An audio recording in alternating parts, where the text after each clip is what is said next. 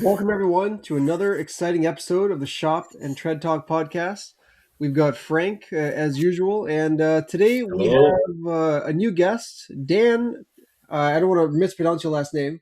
Thieken. Thieken, that's what I was going to say. All right. Dan, tell us about yourself, man. What do you do, and how did you start, where you are? Oh, what do? I try to survive just like every other shop owner, right? Yeah, that's Um, that's getting harder every day.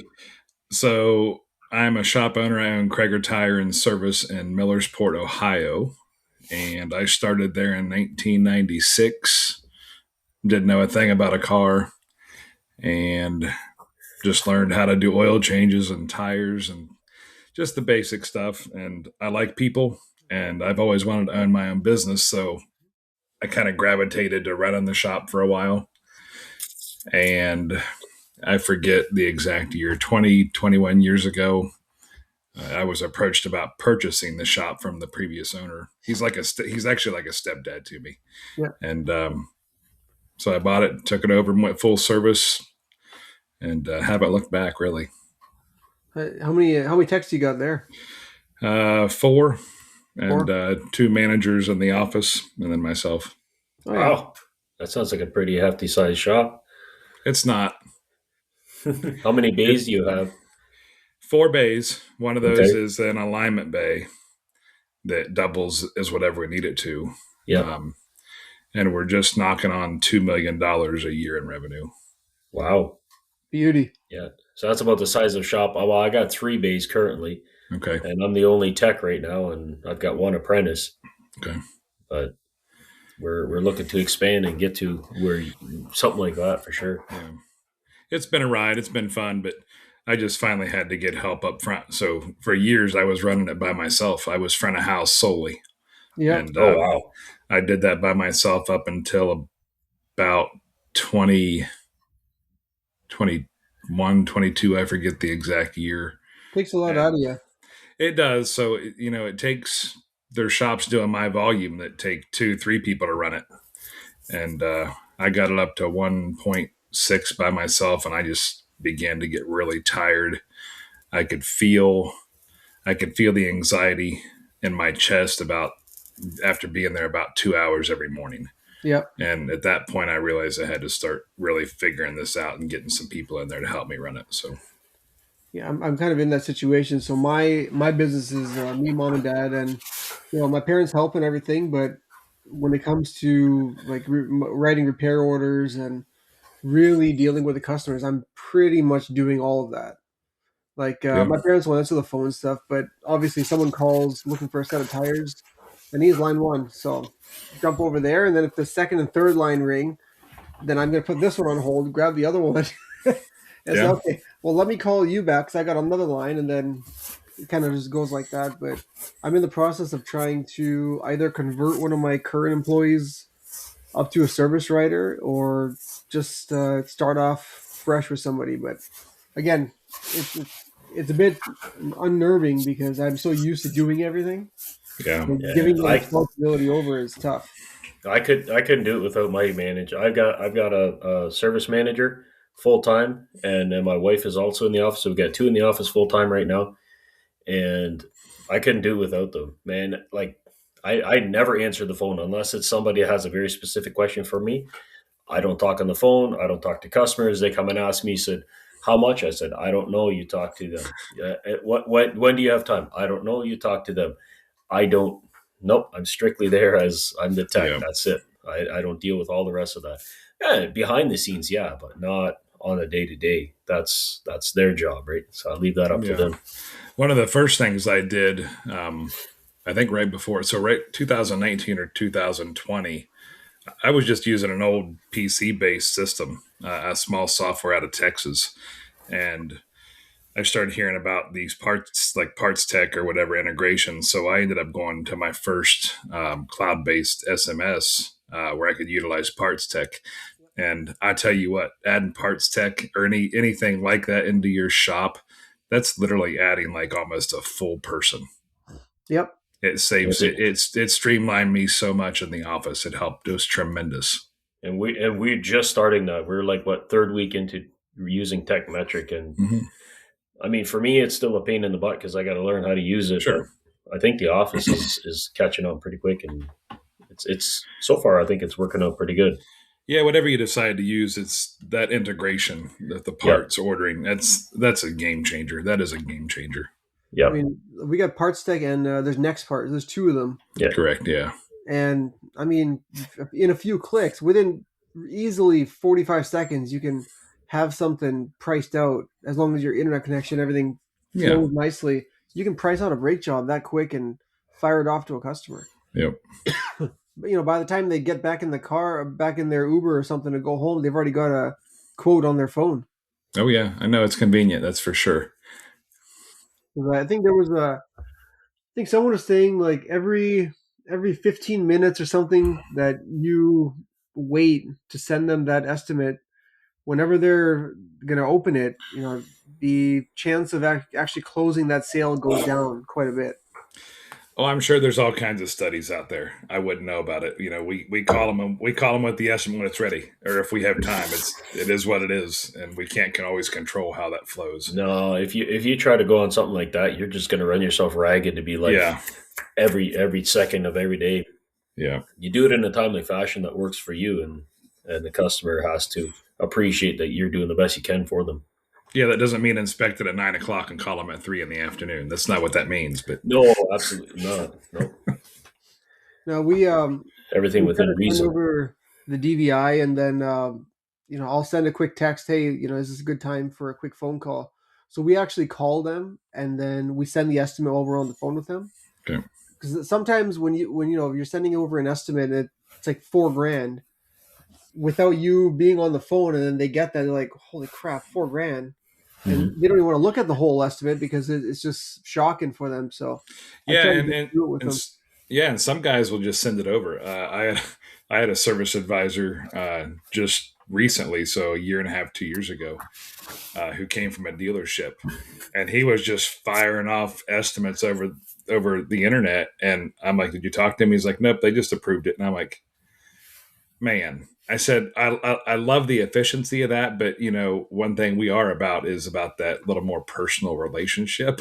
Yeah, And customer interaction. he'd fire that estimate off, and they approve or decline, and he had a really good success rate. Don't get me wrong, but I'm like, that's not how I want that done at all. No, because he didn't have that personal connection with your customers that you have already built. Correct. Yeah. And you feel bad if you gave them a $2,500, $3,000 estimate. You feel bad because they work hard for their money. As a service writer, they're just like, this is just their job, so they just boom, boom, boom. Yeah, and it's not that I feel bad, right? They're I've there for a evolved. reason. So. Yeah, and I've evolved a lot with my mentality. Now, if someone were to throw them a $2,000 estimate for just regular routine maintenance, that's one thing. But if they came in for a repair or whatever that is, and it's $2,500, I no longer let my emotions get in the way, and I don't mean in the way like a major roadblock, but I took that, I kind of compartmentalized that. I'm like, listen, here's what's wrong with your car. We can proceed this way, or this way, but at the end of the day, this is what the issue is. And if you want to proceed, we will. And if you don't, I understand it's a lot of money, and we'll see what we can do to help you out. But I no longer get that gut check like I did uh, 15, 20 years ago with that type of stuff. Yeah, That's good. I get zero gut check because I've been to some trainings and stuff, and some of the stuff makes sense, and it's if they're there for a reason. So if their bill is $2,000 or if it's $2,500, I mean, it is what it is, and if they need breaks, they need breaks. It's not your fault they need breaks. That's correct. I didn't break it, build it, or buy it, right? But it you can still have compassion. You can still show compassion, but Definitely. it doesn't have to hit you in the feel bads like it used to, right? It shouldn't be something when you go home at night you're like, oh man, they spent $2,000. Like they can't be that. Yeah. You know what I mean? Because at the end of the day, they came to fix the vehicle. Whether they fixed it or not, that's a whole nother Yeah, situation. But it is. they brought it over, and if it worked out in their budget, fine. If it didn't, then end of the chapter, move on to the next vehicle. Right? Nothing we can do about it. Yeah, and we're small town rural. The actual village that I have a business not technically in the city limits, but just outside, I believe, and I don't want to misquote myself here, but I feel like it was right around 1,000 or a little less. Oh wow. So I say that to say this: we had a guy in a week or two ago with a typical Jeep oil cooler leak, and we gave him an estimate to fix that and some other things, and he said that they were trying to sell a parent's house or something, and they didn't have the money. And I was in the office when my manager called, and he's like, I understand that. He's like, what can we do to help you? Like he was prepared to like maybe let him make 2 payments or something like that.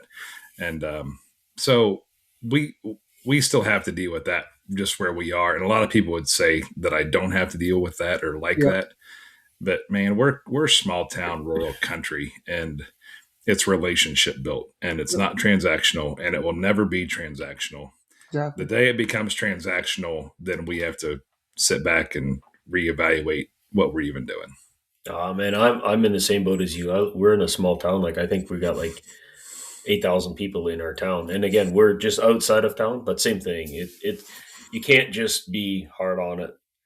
Coming from a city, I guess maybe be one thing, but in a small town, you're right. Yeah. It's all about the relationship with the people. It isn't just you can't just have it say this is the way that it is. You got this little old lady that comes in. I got quite a few elderly customers that come in, Yeah. and they're living on a pension, right? They got That's different. the one time we did the head gaskets on a caravan. It was like I don't know $3,000 or whatever. There was some more work to it. I'm like, look, we can break it down into payments. I'm okay with that because they're going to pay it, right? But Yeah. you don't do that for everybody because if they're working. But you got the little old lady or little old man that's on a pension. Yeah. Yeah, man, we're going to help them out because, like you said, it's all about the relation. And this guy that we did that for, he's the kind of guy that'll go on a Saturday morning to the local stockyard, and he talks to everybody, everybody. And when he says, "Look, those guys, they really treat me right," hey, I don't have to pay for advertising because I just did it right there. Yeah. Yeah. It didn't cost me a dime. Yeah. We definitely got some customers like that they've been with us for so long, and if they're short a little bit here and there, I mean, it's fine. We know that they're coming back, and 80% of my customers have their tires stored with us as well. Mm-hmm. So, I mean, you got a little bit of leverage there. Like they're not going anywhere. But for new customers, I've got new customers coming in all the time, and they're like, it's $1,000, and I just give you 300 now and pay the rest later. I was like, unfortunately, we can't. Yeah, no, can't do that. Nope. We had this one guy that we did an engine job for, and he's like, "Yep, you know what, gonna make payments on," and it's like, okay, well, if you're making these and these and these payments, and lo and behold, he defaulted, and finally he did make a few payments, but he's like out 3 or whatever. Yeah. And now that stupid engine blew up that we put in there. But it's under warranty. So now the vehicle's back at us, and we're like, look, we've got an engine under warranty. We can put it in, but once your bill is paid up, Yeah, and that's how it should be. then you can get your vehicle back. So now it's in our possession, and if he doesn't pay, it becomes mine. I don't care, right? Because at some point, like, okay, hey, if you're we got this one lady, and same thing, but she is diligent, like every single week, and she had to the point where she had paid off her bill, like the same thing we did an oil cooler on her caravan, and she had paid off the bill, and next week sent money again, and it's like, whoa, wait, and she's like, oh man, I'm so sorry that I sent you extra money. I'm like, listen, okay, we'll just keep it for the next time. And then like 2 weeks later, she came in for something else, and it was like, yeah. And some people, you feel like it will work out, but man, when those ones that don't, it burns you. That really stinks. It's been a very small percentage for us over the years. It has to be like almost unmentionable. Yeah. It's like 1% of it, right? Right. No, it's not even. It's not even that. It's a fraction of a percent. Yeah. I that's think the way it should be.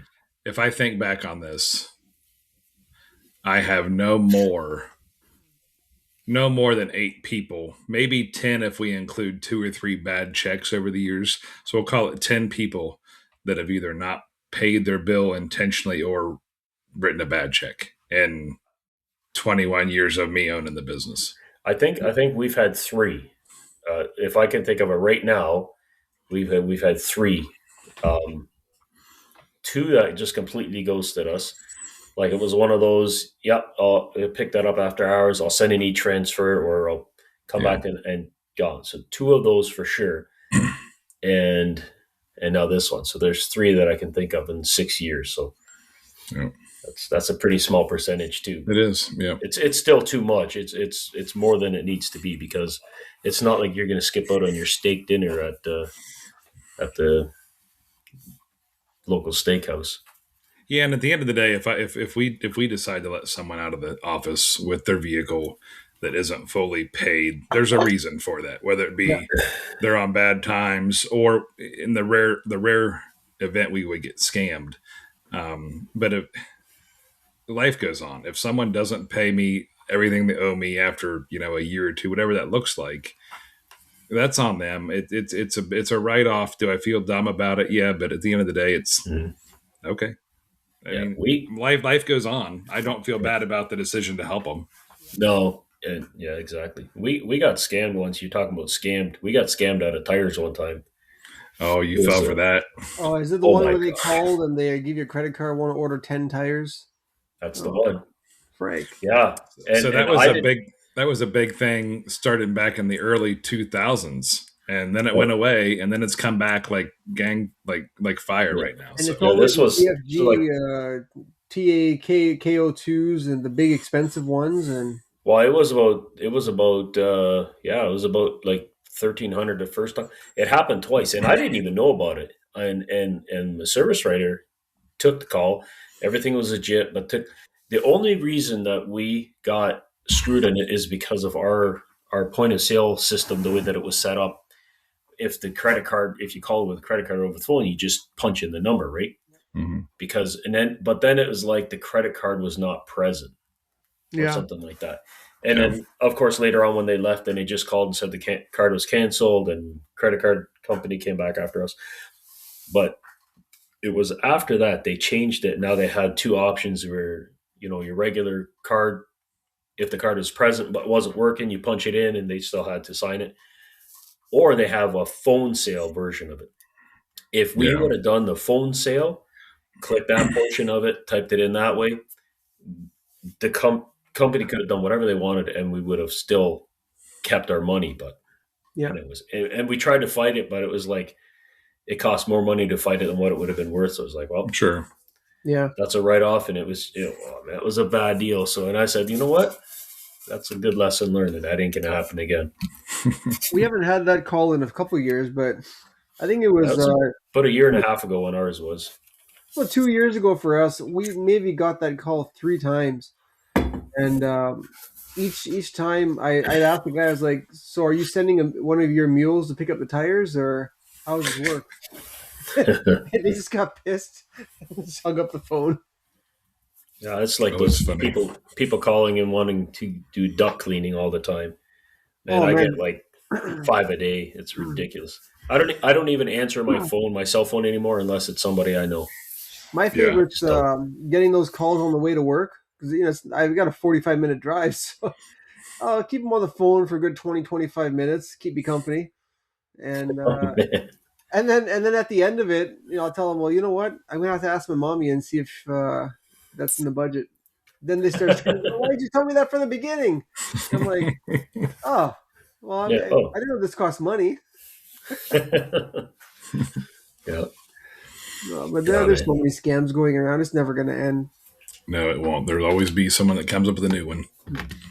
It's unreal. I don't know how people can't just have an honest, legit job. But in their opinion, I guess they think they do have an honest, legit job. Yeah, what's the fun in that? Just working for a living is overrated.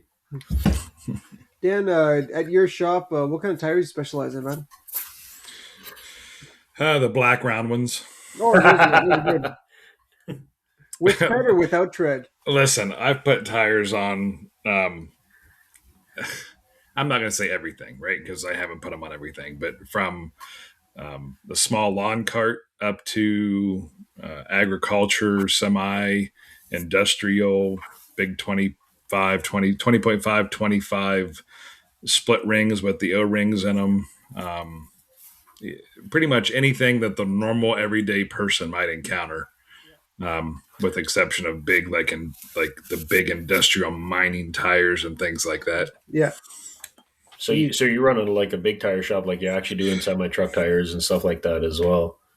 Yeah, I mean, we don't do the semi stuff as much because I've actually kind of weeded that out. We still support the local farmers that need them, Yeah. but the over the road truckers that want to, because our lot is not conducive to semis at all. Mm-hmm. We can get them in and out. There's a big grain elevator next to us, so it's possible, but we don't like doing them. So we'll do them for the ag customers. We do a lot of RV tires. One of our biggest clients is an RV retailer, one of the biggest in the tri-state area, actually. And we handle their two main branches that are right up the road from us. But obviously the bulk of it's passenger and light truck stuff and agriculture. So do you have a service truck to do agriculture? Not anymore. So again, me running the business by myself, I came across, when I bought the company, there was an old Chevy 3500 van with a box bed on the back of it. So we did have a service truck. We did a lot of farm calls, and then I lucked into a repoed F450 with a lift gate and everything, a rotary compressor on board. So I snagged that thing up for like $32,000, and it only had 30-some thousand miles on it. Oh, wow. So when I bought that, I was the one running the service calls, just like I was originally. So I would leave my shop unattended to the guys to just handle it while I was out in the field doing a farm tire. Jeez. And at some point, it was one of those 6-liter turbos. So when that thing finally broke down for the third time and the turbo was no longer under warranty, I let it sit for a year and a half. Yep. And then I sold it to a tire company up out of Northern Ohio. They came down and got it. They gave me like, I don't know, $15,000 for that thing. And I never looked back.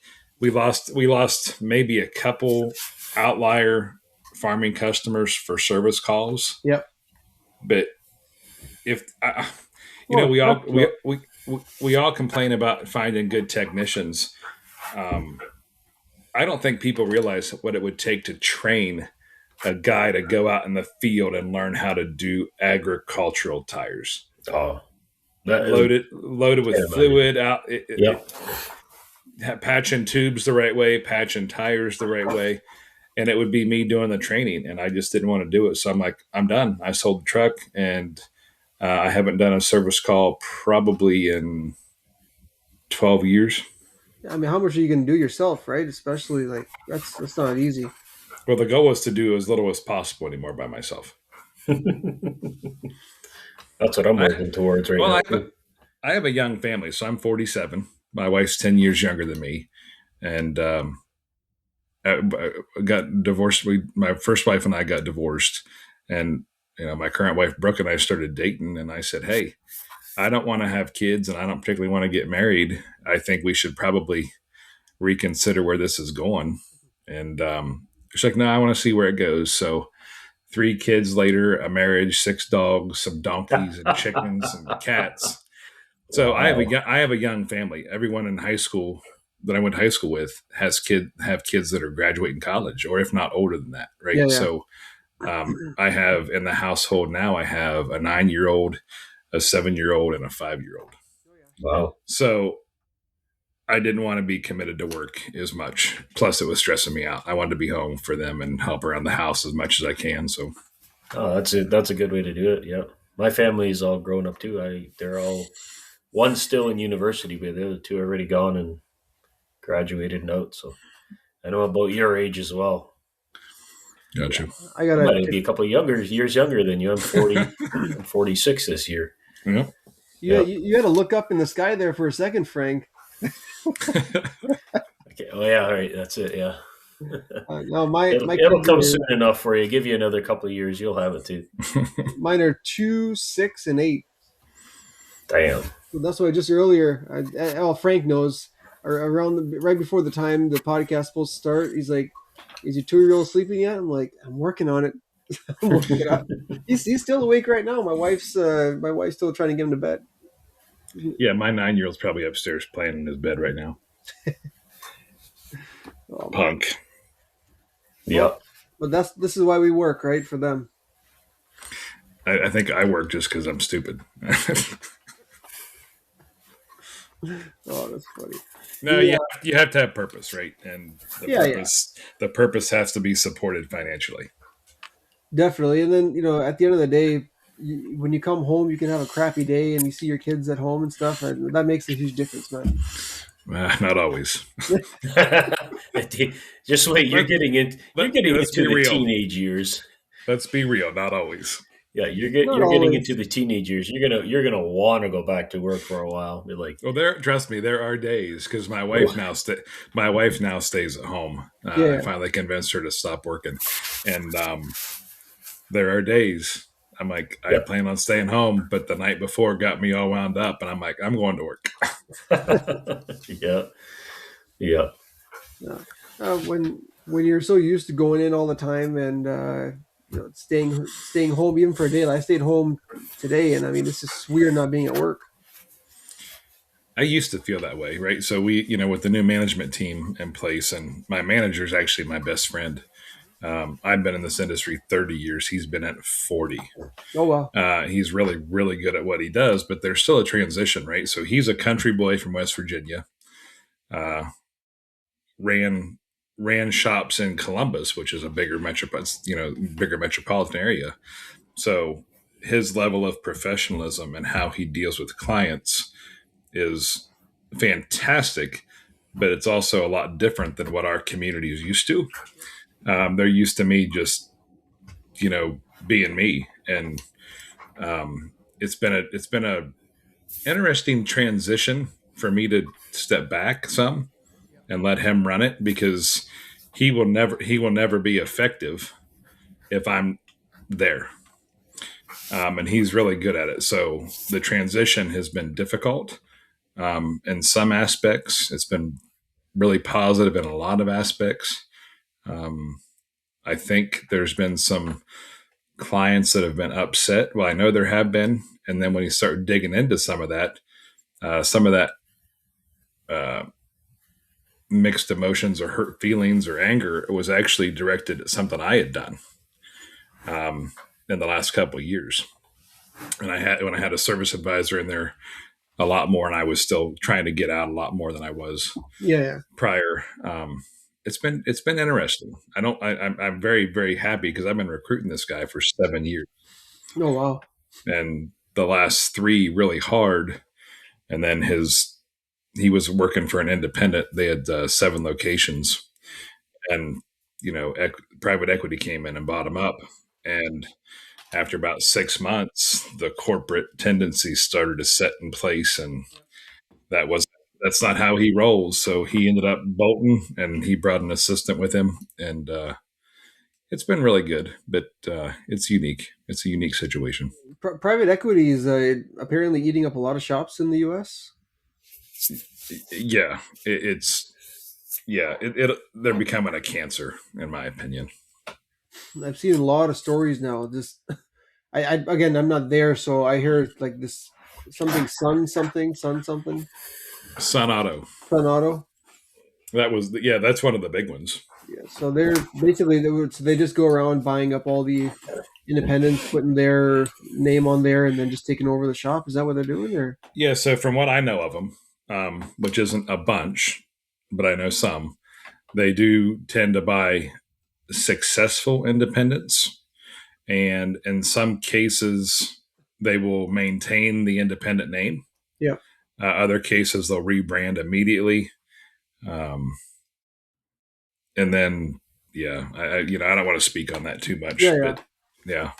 But it's unfortunately all we can do is try to hold the fort down and just keep as many independents around as possible. It'll be tough.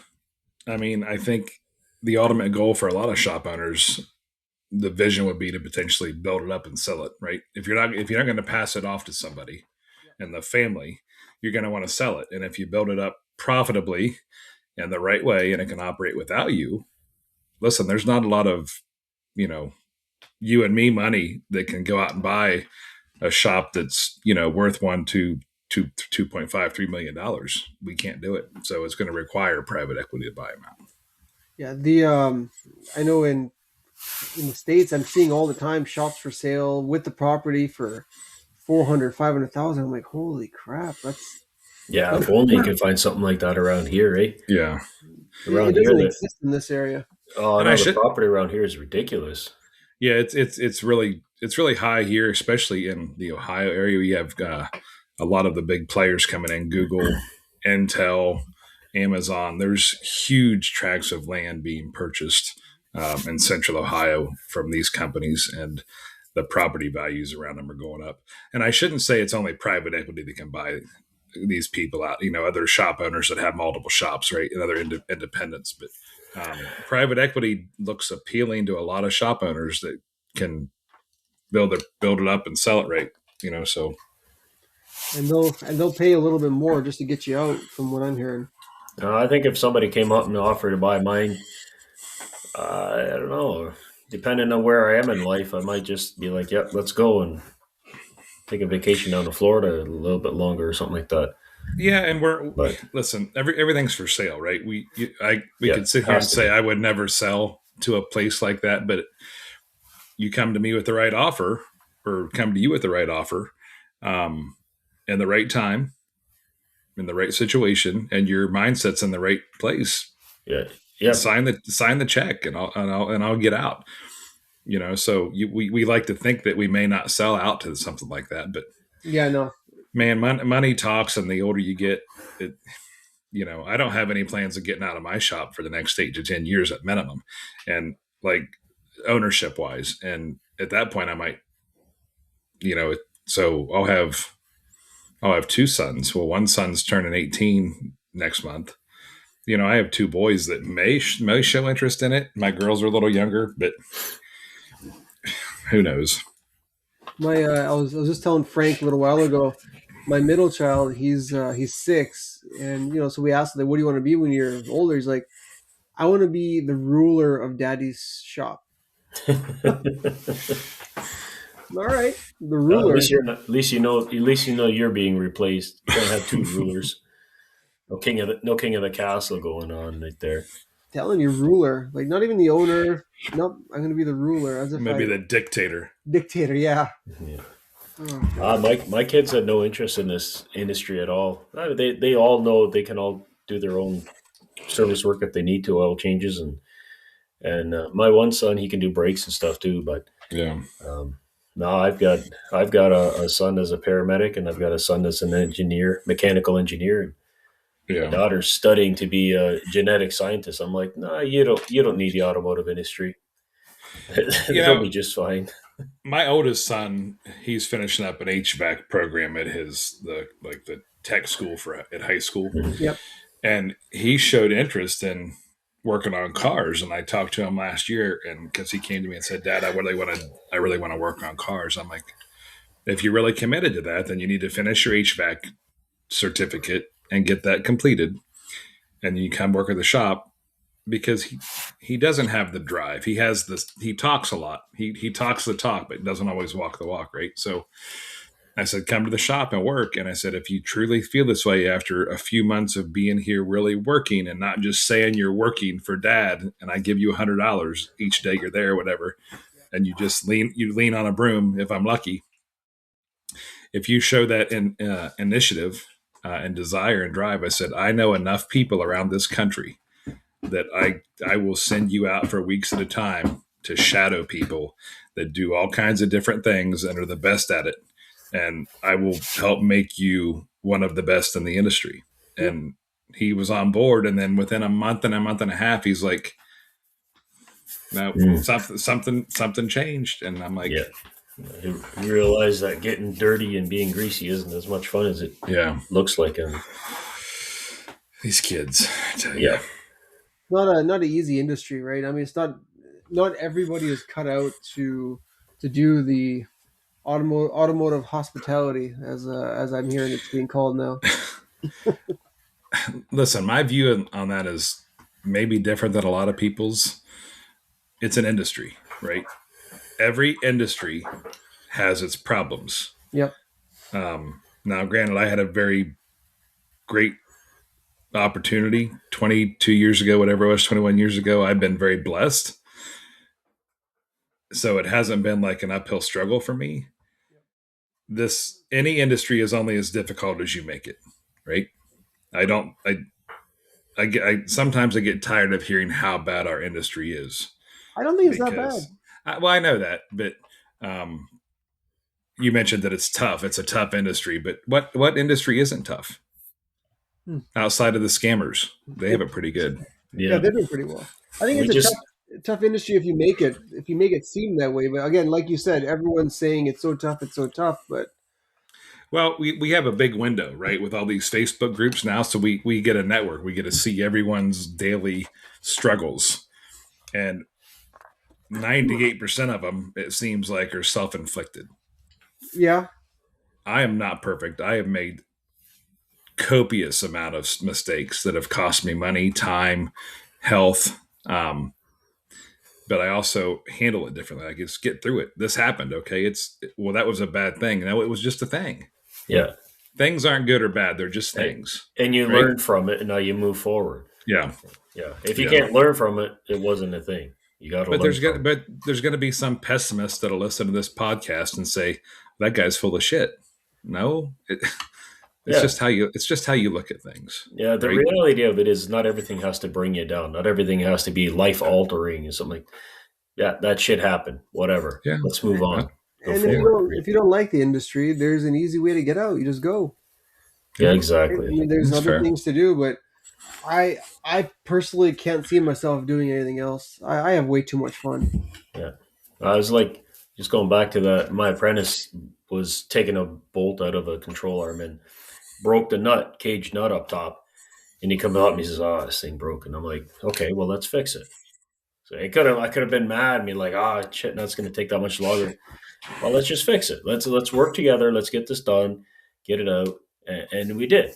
And he learned a little bit on how to A, avoid it, B, fix it when it does happen. And now we can move forward, and then hopefully it doesn't happen again. Sure. Now he learned from it. So that's every day has to be a learning experience. Every day you have to learn something, and that's how you're going to move forward and continue to build yourself in this industry. Yep. Yeah. If you're going to work and you're not learning one thing, it'll be quite surprising. I learn something every day when I'm at work. Maybe some things I don't want to learn.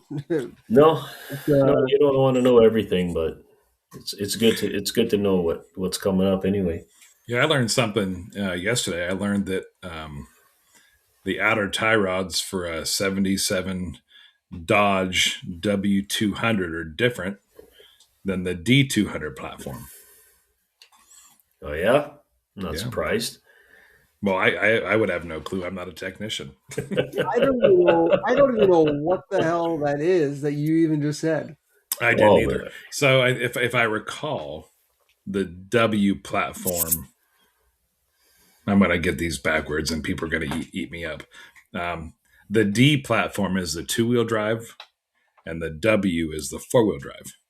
And the license plate pulled up the information in the system as a 2-wheel drive vehicle. So we ordered outer tie rods for a 2-wheel drive vehicle, which were a rare part anyway. And technician takes it apart yesterday without confirming that. I confirm them parts. Correct. Yep. So he comes to me at the end of the day. I was in there covering for the manager the second half of the day. And he comes in and said, "Hey, these tie rods are wrong." So I go out and sure as shit, they're wrong. So I get on the phone and we determine that it is 4-wheel drive, and that's a W, and they take completely different tie rods. So we had to order those in.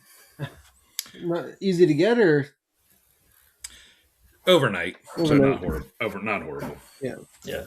That's the truck has been there for 6 weeks at least because the guy said, "Take your time." So we had to get a new set of custom wheels for it, new set of tires, fix a transmission leak, and then we found the tie rods bad, so we had to do the tie rods and then an alignment on it. So jeez. I don't ever. My wife always says, "Don't ever say to Frank, take your time." As soon as those words come, it's like 2 weeks out. It's on that. It's booked 2 weeks out. If you say take your time with it, it's sitting 2 weeks away. It's not Yeah. happening in the next 3 or 4 days. Never. Those are the So, worst words that most people can say to any shop. yeah, she's like, don't ever say that to Frank. Don't ever say take your time with it, or I'm not in a rush. I'm in no rush. Take your time. Nope. 2027 is fine. Oh, yeah, every time it's like ends up being a week or two, and I feel bad, like we're so busy, but it's like, well, they're not really wanting it, so yeah, I'll take this job and do this one, and then we get something else out of there. The take your time jobs, those are the ones that are on the far right hoist, where I where wish I had a far right hoist right now. Oh my gosh, I'm Well, down. I'm down one day because we're doing renovations in the office, and it's like, man, it's not easy. It's well, hard. what your office has to do on those no rush jobs is they have to say, okay, we'll get a handle, but then they have to go and schedule it. So they have, your office should take it upon themselves to put it out 4 days or 5 days and Yeah. put it on the schedule. And that way it's still a priority and it doesn't get, because we'll kick it to the back burner. We will keep putting that thing so far down the field because and this guy literally has no time frame. Like it could be months. And I had been away from work for about the last week, and and it's an orange Dodge truck, and I show up there. There's another orange Dodge truck there, a different year but similar. And I walk in. I'm like, "What's that about?" Well, some guy dropped it off. So I got looking in the system. It's the same guy. This guy collects old orange Dodge trucks. So we still have the one that's been there 6 or 8 weeks, and he has another one there for something completely different. I'm like, you've got to be kidding me, dude. Yeah. Good dude. He's an awesome dude. He's a great customer, but I had no clue that he collected old Dodge trucks, orange ones at that. Yeah. But what you're saying about letting the office handle that, that's what I started doing for the exact reason. If something gets dropped off and they say we're not in a rush, I tell them, and they know now, they put it in the schedule, put it out, like you said, 4 or 5 days or next week, but Yeah. it's in there. And then we work stuff around it so that at least, the stuff that's priority now gets done. And then that will get done in the next week or two.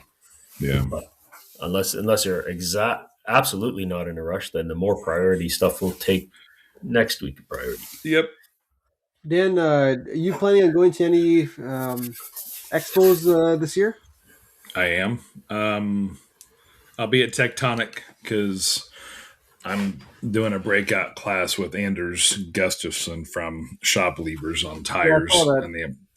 And I'll be at Tools. We're doing a 2.5 hour class at Tools. And then I'll be I always go to ASTA. I probably won't do Vision this year. And then I might do Super Saturday. Yeah, Super Saturday. When is that? It's typically towards the end of the year. I want to say September, I October. think it's October because Yeah. the ASTA is in September. Yeah, Super Saturday is cool. I love that one. Yeah. Yeah, It's real small and intimate. I'm planning. I'm trying to figure things out for Vision, but I'm all booked for Tectonic, How are you? and then I don't know. ASTA is 100%. I'm going to be there. I would never miss that. Yeah. That was actually my first show ever. My first expo I ever went to last year. So. Yeah, my first was Vision back in 23. Oh yeah. Yeah, that was my first expo. Yeah, we got Frank Yes, going yeah. to Tools this year, so. Yeah, I've never been yet, so we're going to Tools, and that's going to be my first one. Oh, And then- Tools is so much fun. It's so fun. They're all fun, but Tools is really cool. Yeah, and our plan is to be at ASTA this year as well. So we're going to see if we're going to might try to take the whole team and go down and get service writer training and Yep. and tech and all that. It'd be So, worth it, really, in my opinion. yeah, That's a big commitment to take the whole crew. I took my whole crew to Vision. Well, all but one of them. Well, scratch that. I shouldn't say whole crew. I took everybody that I knew would want to travel and have a good time. The other two didn't. And I even brought my new service advisor. He wasn't even he was hired, but he hadn't started yet. And he was supposed to start. I gave him a start date, but then I realized we were going to be at Vision. I'm like, crap. I said, hey, you want to come to Vision if I can get you a ticket? And He's like, "What's that?" And I told him. He's like, "Oh yeah." So I bought him a plane ticket, and I found an extra ticket to Vision, and he came out with us. That was his first time meeting the whole crew was at Vision. So we, had class and drank and partied together, and it was a good time. Is that guy still working for you? No, and it's of his own doing. While we were at Vision, this is a funny story. While we were at Vision, I saw him flirting with some of the wait staff at the hotel restaurant. Yeah. And I looked at him and I'm like, he's about the right age. He's a good looking dude. He's built. I said, my wife's best friend is single. So I started texting my wife's best friend. I said, hey, you might want to check out this guy. And she said, okay, you can give him my number. Well, they ended up dating, and that went south. And he ended up leaving to get a job closer to where he was living, which was 50 minutes away. So that's fine. Yeah. But I think he saw the writing on the wall. He's like, well, Dan's wife is a beast. If you mess with her friend, and he failed the test, and he probably realized it better to leave my company than have to deal with my wife. There she goes. I opened up a little can of worms with that one. Oh man, I loved him as an employee. I thought he was funny. He did a really good job. I don't have any reservations about him ever working for me. I have reservations about introducing him to my wife's best friend. Yeah, you got to be careful with that. You got to be careful. You don't introduce nobody. Let fate happen on its own if it's going to happen. Oh, have I not introduced myself? My name's Fate. And I feel kind of the same way about if someone's looking for a job or something like that, and you say, "Hey, you know what? This guy, I've done that so many times, and every time it's like a shoot in the foot. It's like, nope. You tell there's a job that's available. You go figure it out on your own. Yeah. I will never say, hey. I didn't refer you.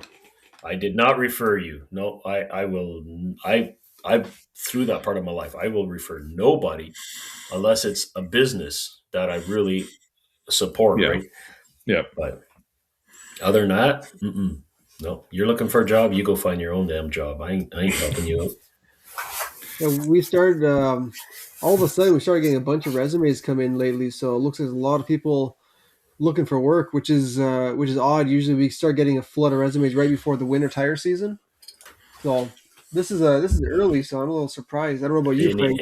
Any license tech in there? No, I think my wife said today we got one resume in today, a mechanical engineer, but I don't know. So we'll see. But yeah, we are currently looking. We are currently looking for a licensed tech because, as he said, we gotta grow the business. And I want to get to the point where I'm not active in the wrenching every day. I want to get to the point where I've got 3 techs wrenching, and then I will be the in between and chasing squirrels, because that's apparently what I'm doing these days. Oh my goodness! But yeah, that's where we're going for, right? I'm going Frank, to be in the front talking to customers, man, because that's what you want to do. Oh no, I did not want to talk to customers. I don't mind it. I don't mind going and explaining what's going on, right? This is what's going on with your car. But I don't want to talk to customers. But I hear my wife and she's in there. They're 20-minute conversations. I can't conversate with somebody that long. 20 minutes. Oh, I run out of stuff to say in 10, 5. But no, the customer's sitting there waiting on their car, and they'll just talk the whole time. And I'm like, how do you not run out of stuff to say? We try to get customers to drop the car off and go. Yeah. Yeah. We had 2 waiters today, and they overlapped a little bit. One of them was actually for a 3.6 oil cooler. And it's like, we could have just drove you home. No. I don't mind waiting. So some people say just make your office uninviting, but I don't want to do that. So I'm actually rebuilding the office. My office is as uninviting as it can come. It's about 10 by 12. There's 2 wood Amish built benches in there. There's no TV. There's no coffee pot. And we have to fight the waiters off. Yeah. Like it's the culture. Like it's Yeah. the culture that our shop is for the community. They just want to come in there and sit down and watch us work, talk to the guys at the desk. And there was a time that was acceptable. We weren't as busy as we It's are busy. now. Yep. Right. Exactly. So any given day of the week, our phones can like literally ring. We have 2 lines and they can ring every 5 minutes for like hours. And it's exhausting. It's exhausting. And so if you get 2 or 3 customers in there, which we definitely try not to do, but it does happen. Yeah. They're talking. My guys can't hear on the phone. Yeah. And it can be a real nightmare. But we probably have one of the most uninviting offices in the world. And people just want to sit there and be part of it. They do. And I think it's funny. It's very frustrating, but I think it's funny. I guess mine would be one of the most inviting. Yeah. Yours is basically a living room. I've got I have 4 like sofas with like armrests. 2 of them have a table that comes out like this. They can put the laptop on there. We got a TV, cooler full of drinks. And I think that's awesome. I would love to have that. And we plan on doing an addition and a remodel. And I don't know that we'll have that quite that nice, but I would love it.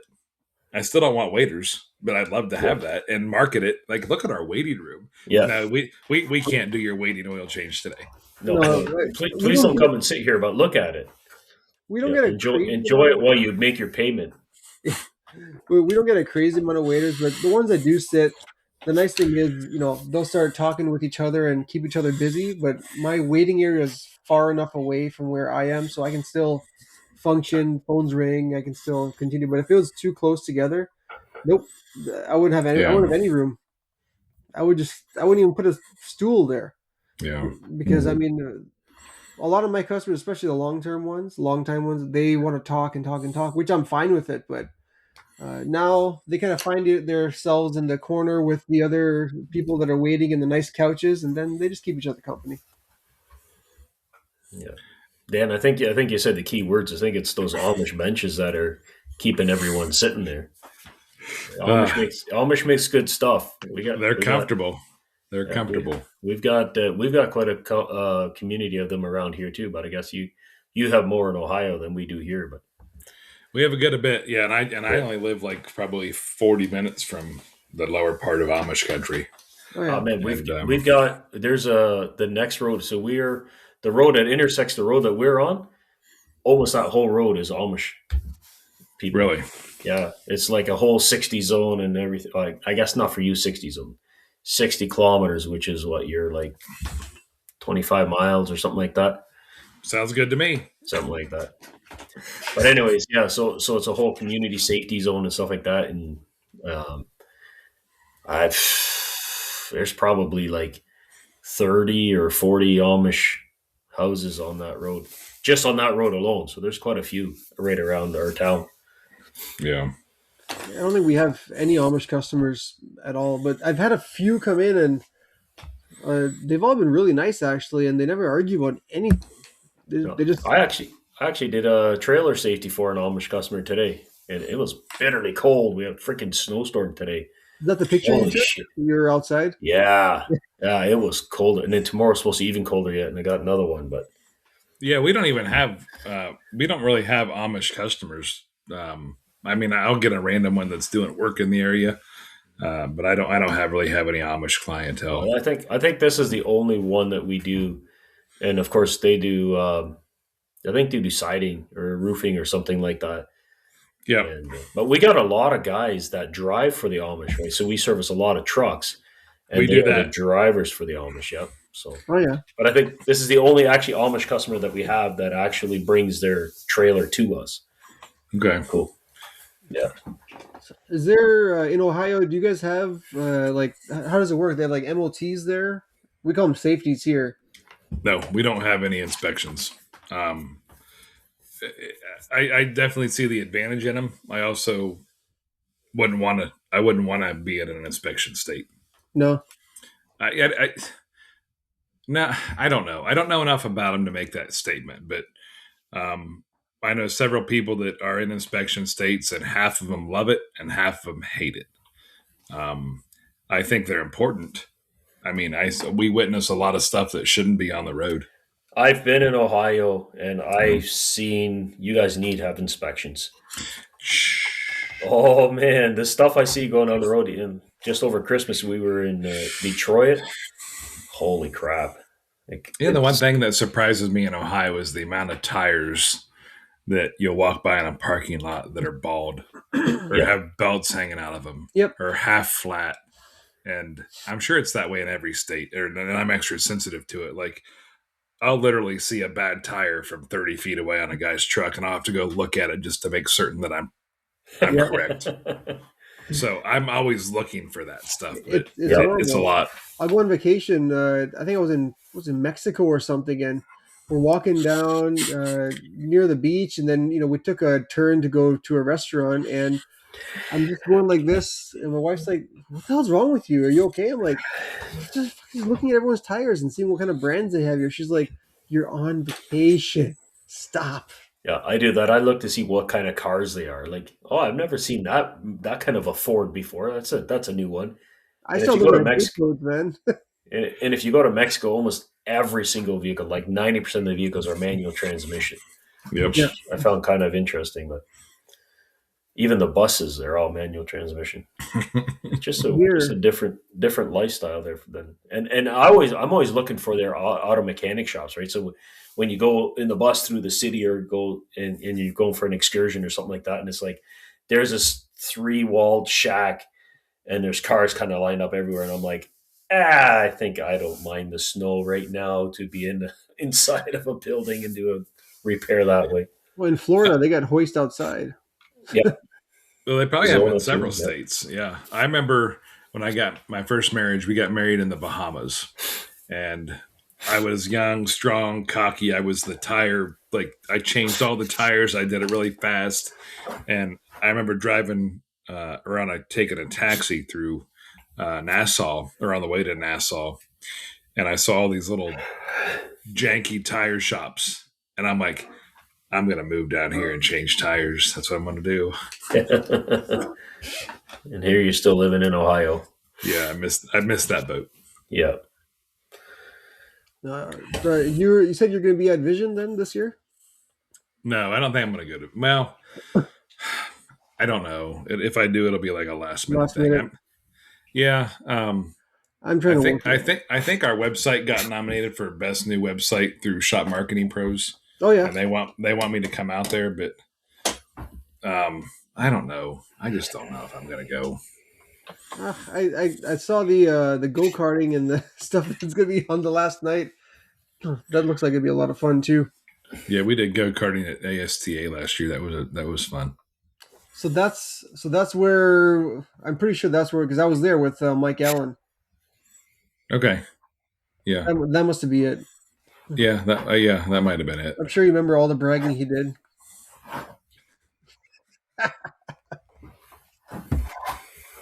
Oh man, no, that was a lot of fun. I was really impressed with like with the way it went, and like this was my first time being there, and I met so many random people I've never met before. I mean, hell, Yeah. Mike actually gave me a ride to the event in his car. Oh, did he? The little Miata. Yeah, well, there was a little group and all messaging in there, and I was just messaging in there like, "Hey, does anyone want to share an Uber over to there?" And he's like, "Oh, I got room for one." And I knew who Mike was. I didn't know much about the Miata, so he's like, "Sure, I'll pick you up in about 10 minutes." So he pulls up in the red Miata, and I'm like, "All right, let's go." Let's do this. Oh man! But Frank, when you go to ASTA, man, it'd be great. You're gonna love it. Yeah, I'm looking forward to it. I'm excited. I'm excited about it. Yeah, I think it's going to be a lot of fun. I hear it hyped up so much, so if it lets me down, I'm blaming you. That's fine. Okay. Friendship over. Done. We're done. I'm not worried about it. Not worried Yeah. about it. But I think, guys, we're pushing about an hour. We'll probably call it a night. But Dan, thank you so much for joining us Yeah, tonight, my pleasure. Thanks for the invite. taking some time, and maybe we'll see you at Vision. I'll see you at ASTA for sure. But And Yeah, at you, Tools. We'll be at Tools, so that's let's go good. and to you that. said you're going to Tectonic too, right? Tonic, I'm already booked. I'm there for Yeah, sure. yeah, So yeah, I'll definitely see you there in April. yeah. Come sit on that breakout session with us. Yeah, I haven't booked any. I haven't booked any of the classes. I think we can book them now, right? I'm not even certain you have to book them. I don't know how that works. I think it's almost some of that stuff is. I don't. I'm not going to speak on it. I don't know. Yeah. I have no idea. Hopefully, you can just walk in and sit down in those breakout classes as you want to. Oh, definitely. Yeah. I'll definitely jump in one of those for sure, man.